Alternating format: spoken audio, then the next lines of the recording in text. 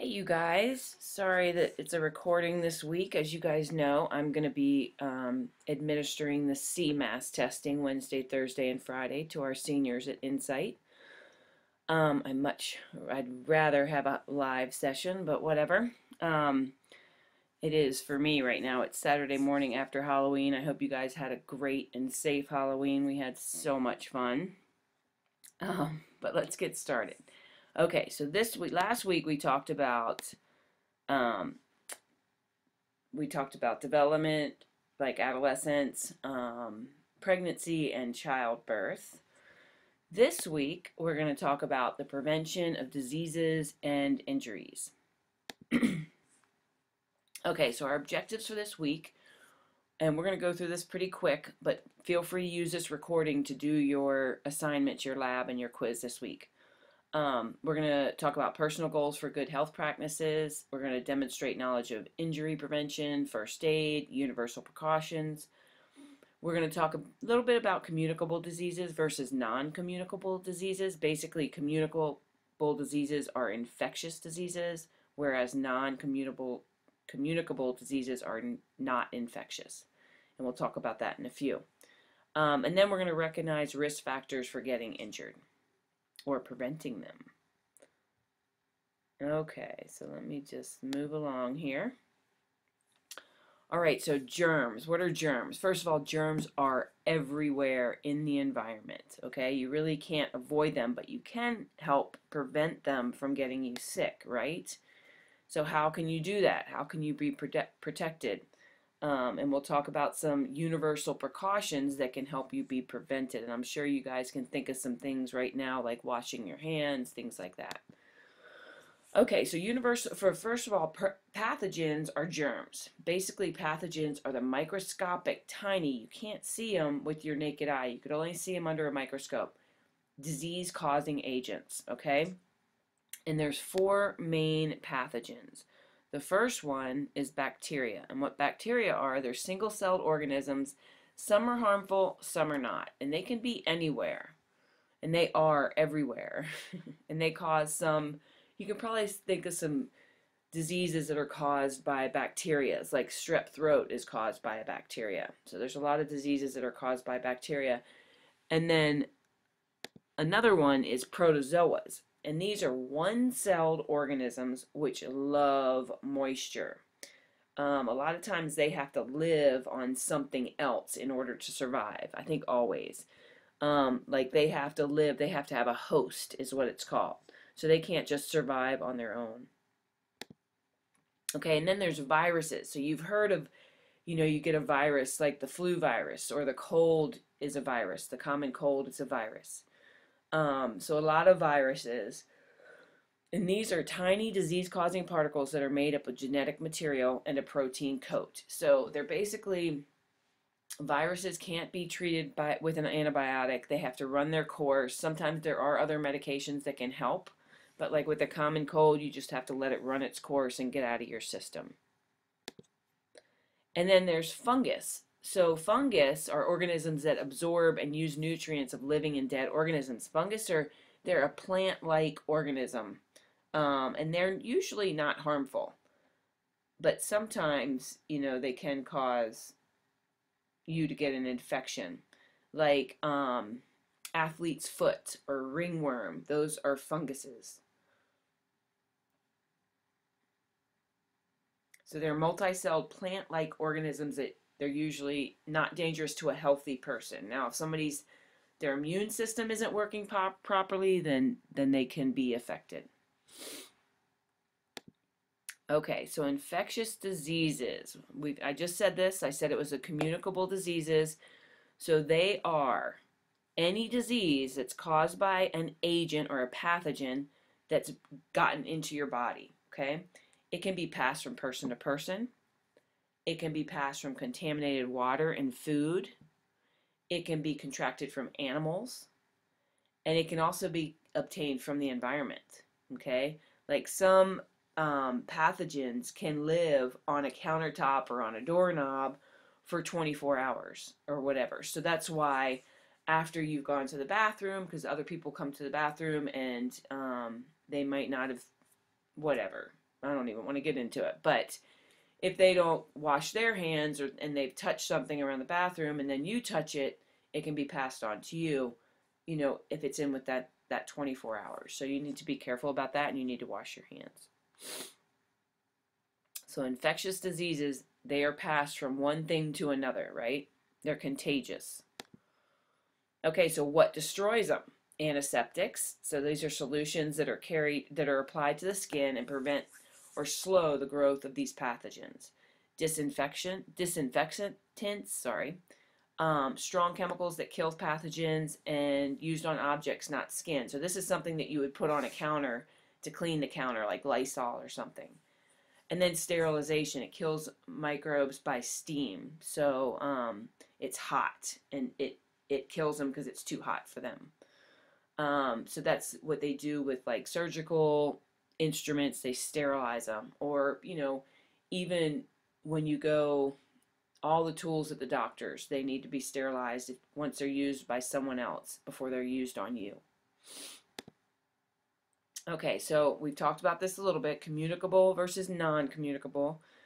Diseases communicable are diseases that can be transmitted through contact. Sometimes they can even be transmitted through the air. And sometimes they can be transmitted contact, not from person to person, but like I said, person to countertop, person to doorknob, that sort of thing. Non-communicable diseases cannot be transmitted at all, okay? These are they're either genetic, you're born with them, you get them from lifestyle choices, like you think about heart disease, people who maybe don't make the best food choices, don't exercise, type 2 diabetes, same thing. People who aren't making good food choices, aren't exercising. So non-communicable diseases, they're not contagious. You cannot pass them on to somebody else. Okay, so at this point I would ask if you guys have any questions. I can't do that. You can contact me if you do. And your quiz and your lab seem relatively simple. I think your quiz, you're going to be like, oh my God, this is like totally easy. This is the problem with recording these on Saturday morning after Halloween. Okay, so let's talk about basic first aid. So this unit, remember, is disease and injury prevention. So when you come across somebody or a situation that you need to provide first aid, and this isn't a obviously course that I'm going to teach you what to do, but I'm just going to give you the brief version. So the first thing you want to do, you remember Dr. ABC, okay? That's the acronym. So doctor stands for danger. So when you come to the scene, you need to protect yourself and the person who you're helping.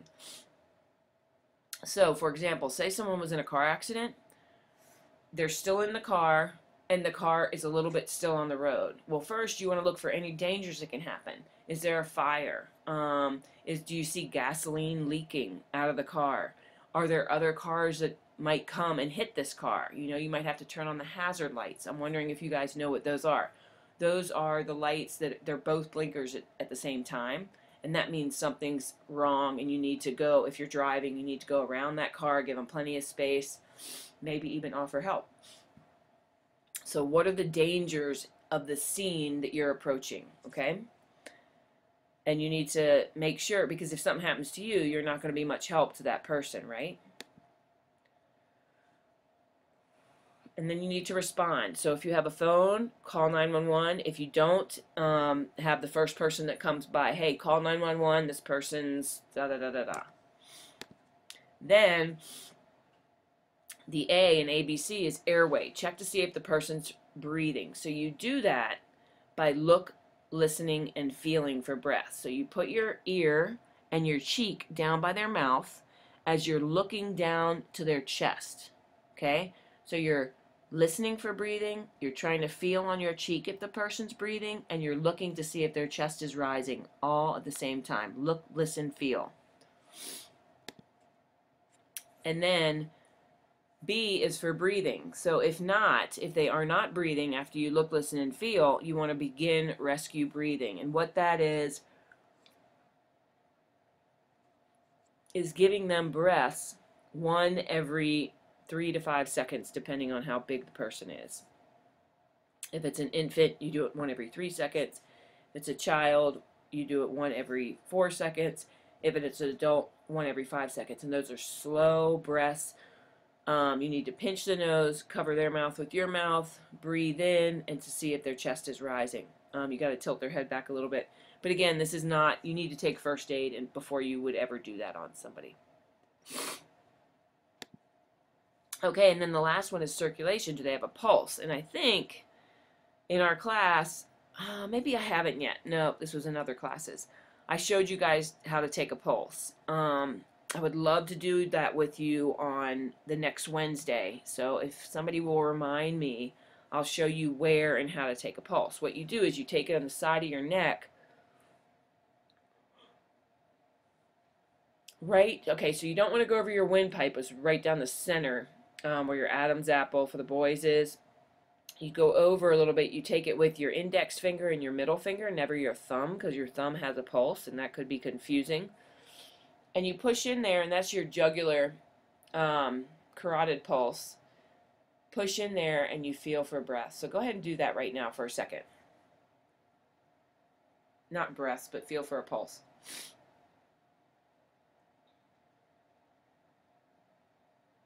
Okay, well, remind me, and we'll talk about that next time. Okay, so then the next thing, remember, first and foremost, you need to call 911 before you administer help. Okay, or have somebody call 911. Okay, so remember, Dr. ABC. Look for danger, call 911, check the airway. If they're not breathing, give rescue breathing. Then check for pulse. If they don't have a pulse, then you need to begin CPR, and that's a whole nother thing, CPR. And some of you probably know what that is. I think if you've had the babysitting course, or it's a great course to take. And basically, it's a combination of compressions and breathing, chest compressions to move the blood around, to get the blood up to the brain, and breaths to get oxygen into that blood. And you do this until help arrives. Okay, so the next thing we're going to talk about is universal precautions. So universal precautions basically means it's a universal thing that you can do to prevent yourself from getting infections, okay? Universal precautions. Wash your hands. If you're dealing with any bodily fluids of somebody else, wear gloves. Keep as much blood off you as possible and keep yourself and the injured person safe. Remember the scene, keeping the scene safe, what I talked about? So these are universal, all-encompassing precautions that you can take. Wash your hands, wear gloves, and keep as much blood off you as possible, and then keep yourself safe. Okay, here's the vocabulary. Words that I think we've touched on everything here. Let me just make sure.